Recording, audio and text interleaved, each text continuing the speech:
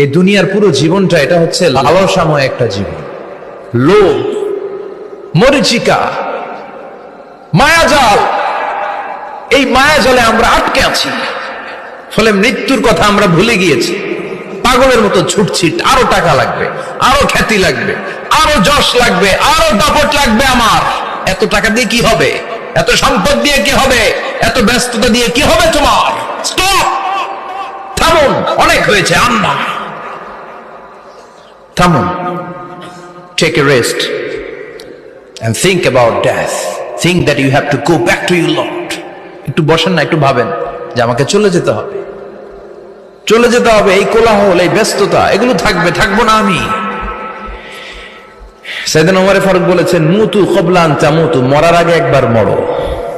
হাসিবু ক্বাবলা আন তুহাসাবু আলাইকুম, তোমার হিসাব নেওয়ার আগে তুমি একবার নিজের হিসাবটা করো না। কাগজ বের করে একটু লিখো না, কি কি ভালো কাজ করছিলা, যেগুলো দিয়ে নাজাতের ওয়াসিলা হতে পারে। 1 2 3, আর কি কি আকাম কুকাম করছো দেখো না।